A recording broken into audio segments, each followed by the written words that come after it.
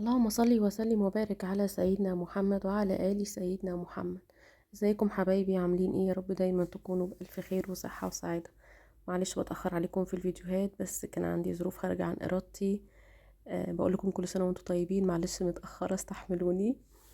النهاردة بقى جاية لكم بفيديو جديد وطريقة تفريز ورق العنب اللي احنا بنعملها مع بعض كل سنة.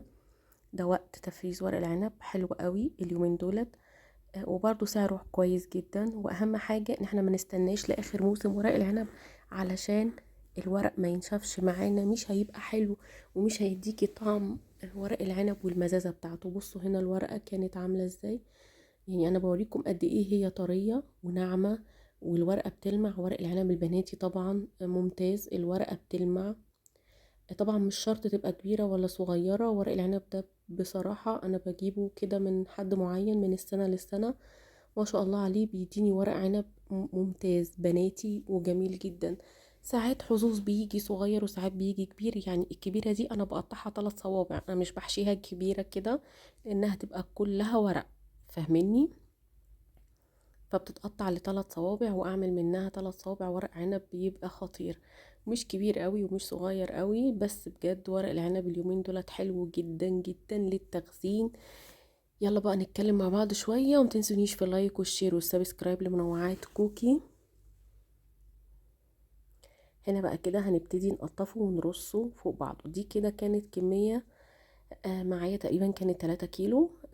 كنت جايبه، مش يعني لو هتقطفي لوحدك كده زي حالاتي بالظبط كده، ما كانش معايا حد يقطف معايا. الولاد بقى بيذاكروا وبيمتحنوا اليومين دولت، بالنجاح ليهم يا رب. ولكل الطلاب اللهم امين، والنجاح ندعي دعوه حلوه كده من قلبنا لطلاب الثانويه العامه، ربنا ينجحهم ويوفقهم يا رب اللهم امين. فطبعا كنت بقطف انا، فطبعا كنت ايه جايبه مش كتير، جايبه 3 كيلو. قلت حتى لو هعملهم على يومين، بس الحمد لله عملتهم. كنت قاعده كده خلصت غدايا وقعدت بقى كده جنب الشباك في الهوا كده، قعدت اقطف فيهم واتسليت فيهم. كانوا جمال بصراحة، كانوا خفاف كده على قلبي زي ما بيقولوا كده، قرفتهم كانت حلوة. خلصوا معايا بسرعة الحمد لله.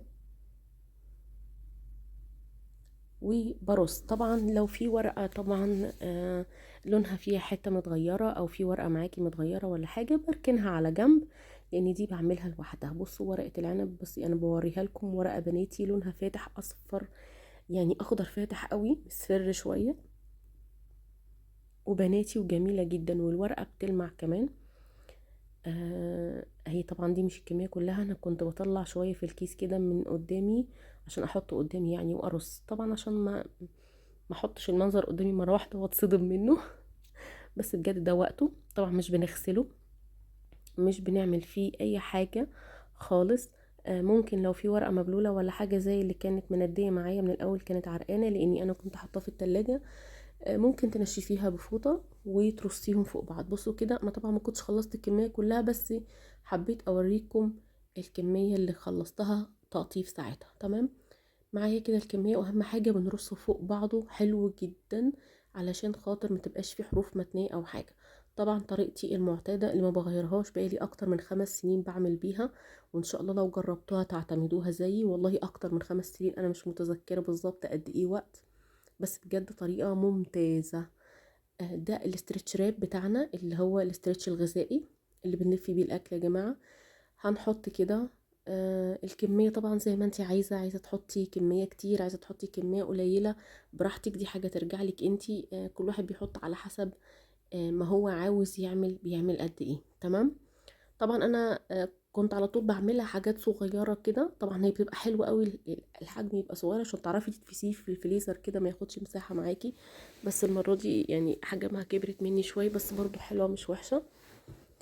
طبعا مش هنغسله الا لما نيجي نطلعه. بجد التفريز بالاسترتش راب احلى كتير من الاكياس البلاستيك اللي هي اكياس حفظ التلاجة. هنحطه كده وهنتني من الجناب، ما تخافوش اتنوا بقلب جامد، الورقة ولا بتتكسر ولا بتتني ولا اي حاجة. عاوزين تجربوا مثلا يعني مثلا جربوا ربع كيلو كده، جربوه في الاسترتش راب وحطوه، سيبوه مثلا اسبوع في التلاجة كده، في الفريزر قصدي، وطلعوه بعد كده استعملوه. شوفوا الطريقة ايه قبل ما تجربي في كمية. تمام. يعني بجد جربوا الطريقة دي حلوة قوي. انا اول ما شفت الوصفة وعجبتني الطريقة ان انا اخزنه في الاسترتش راب، جربت زي ما قلت لكم كده الاول في ربع كيلو، وجربته سبته اسبوعين تقريبا، وبعد كده طلعته اشوفه لما يفك معايا هيتكسر. بصوا انا بلف ازاي وبتني الحروف يمين وشمال. طبعا انا جربت في الربع كيلو كل حاجة علشان خاطر لما اشيل، انا بشيل كمية، انا بشيل يعني سنويا مش اقل من 6 7 كيلو مثلا ورق عنب، لان احنا بنعز ورق العنب قوي. ف طبعا وللحبايب برضو لما يبقى عندي ورق عنب والاقي حد من حبايبي محتاج، طبعا بياخد، ما بيبقاش كل الكمية اللي هي لوحدي. فجربته وبصراحة لما لقيت الطريقة حلوة جبت كميتي اللي انا بعملها. كنت الاول بخزن في الاكياس البلاستيك، بس لما جربت الطريقه دي عجبتني كتير جدا. ما بتاخدش مساحه في الفريزر. بزنقها في دراج الفريزر كده، في الديب فريزر كده بتتزنق بتتحط، ما بتاخدش مساحه خالص معايا. حلو قوي. بطلعها قبل الاكل مثلا، لو نسيت وطلعتها قبليها مثلا 5 دقايق 10 دقايق، بروح حطها كده في ميه، افتح عليها الميه او احطها في طبق بلاستيك فيه ميه عاديه مش ميه سخنه، ميه عاديه جدا. وبعد كده بتبصي تلاقيها فكت لوحدها، تبقى طريقه فكها سهله جدا جدا. وتفكي من عليها الاسترتش راب، وبنغسلها تحت الميه قبل ما نسلقها، وبعد كده تسلقيها وتستخدميها، بتبقى طريقتها جميله جدا وبتفضل معاكي خضرة بنفس اللون. يا جماعه اللون ما بيغيرش ولا حاجه من السنة للسنة. تحفة، لان انتي بتخرجي منها وانتي بتبرميها جامد في الاسترتش راب، بتخرجي منها اي هوا، فما بيبقاش داخل فيها اي هوا خالص. فدي احسن طريقة، فعشان كده اللون بتاعها مش بيغير. لكن اللي بنحطه في اكياس بلاستيك اكيد طبعا بيبقى فيه هوا، فالهوا دوت بيخلي لون الورقة يغير ويغمق معانا. بجد الوصفة دي حلوة قوي وجميلة ومجربة. جربوها ان شاء الله مش هتندموا، وان شاء الله تعجبكم. طبعا ما تجيبوش كمية كبيرة تعملوها كده أول مرة عشان ما تتعبوش. يعني لو انتي كده ست بيت كده، كل ما تنزلي هاتي 2 كيلو مثلا كده اعمليهم وتسلي فيهم وانتي قاعدة. لو انتي معاكي حد حبيبي كده، واحدة حبيبتي كده هتساعدك، هاتي بقى كميتك اللي انتي عايزة تجيبيها، بس برضه ما تكتريش على نفسك قوي علشان تقدري تعمليهم. طبعا انا هنا كده كنت بعد ما خلصت بقى يا جماعه الكميه وقفلتها خالص كده، كنت بصور لكم المقطع ده كان بالليل وكانت الاضاءه ضعيفه في المكان اللي انا قاعده فيه، معلش بقى اعذروني. حبيت اوريها لكم بس كده. كنت خلصت وكيستهم كده كلهم، دول ال3 كيلو معايا، عملوا لي كميه حلوه. لسه هجيب تاني، ربنا يرزق الجميع يا رب. ما تنسونيش بقى في اللايك والشير والسبسكرايب لمنوعات كوكي، منتظرة يا تعليقاتكم رب الجميلة لأولادي ودعوة حلوة لطلاب ولأولادكم الثانوية العامة. ولجميع ما الطلبة تنسوش والطالبات يا رب، بنوتي في اللهم تانية آمين. ثانوي، ربنا ينجحها هي وكل اللي زيها يا بالنجاح رب، والتوفيق يا وينجح رب طلاب كده، تالتة ثانوي يا ويفرح رب، قلوبهم اللهم جميعا امين، وقلوب وجميع أهاليهم. المراحل.